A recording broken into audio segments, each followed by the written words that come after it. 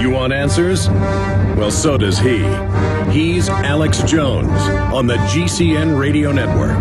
And now, live from Austin, Texas, Alex Jones.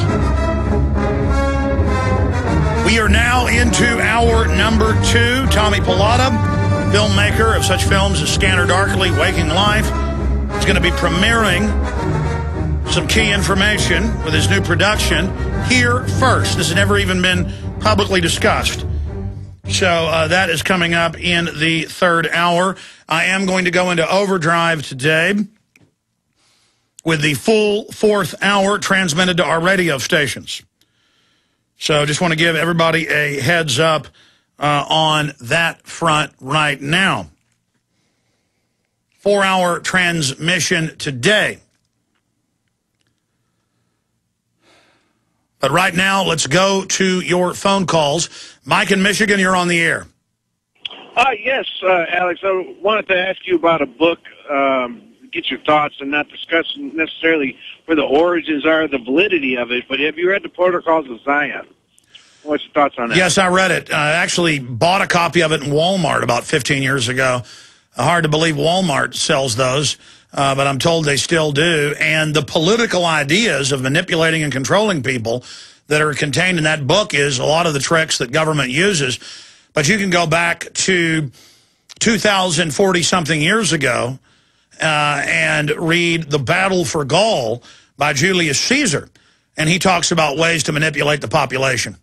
So the provenance of those, I think the information's interesting for people to... It's kind of like reading Machiavelli's The Prince, written, 400-plus years ago. In fact, will you search when the Prince was written? Machiavelli wrote 2 books, but The Prince, you know, he got into how the different nation-states of Italy, when it wasn't a unified country, had brought subterfuge and manipulation to a very high art.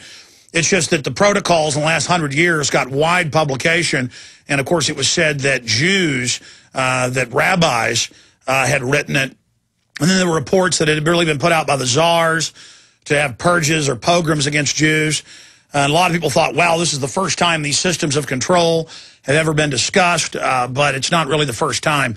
But it is a dangerous fusion of different social control modes. Well, what's your take on it? Well, yeah, that's why I said I didn't even want to get hung up on who the group was or what it was. It's just interesting to read.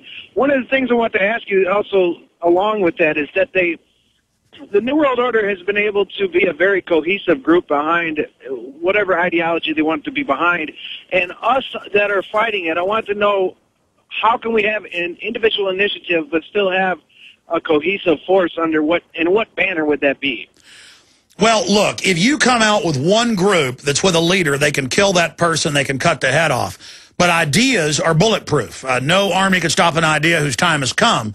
And so the idea of liberty versus tyranny, the globalists always want to make it about one group because there's evil in every group, evil in every nation. So then the resistance is limited to just that group instead of the systems used by mafias and corrupt organizations through government generally to control populations. But the world government is a corporate governance using scientific dictatorial systems they've developed to control the world through what they call full-spectrum dominance. And so they fund it all. They fund the radical Muslims. They fund the radical Zionist groups. They fund the communist Chinese. And it doesn't mean they control those groups at all times.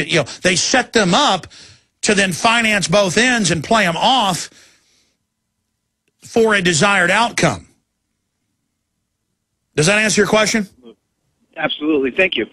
Thank you. I mean, this is like 4 or 5 or 6 level, 3-dimensional chess.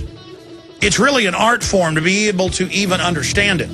And The Prince was written in 1513, and then he was exiled. He was arrested for it, and it wasn't published until 1533. Machiavelli. I suggest you read that. They give it to members of special forces, teach them how to be ruthless. We'll be right back.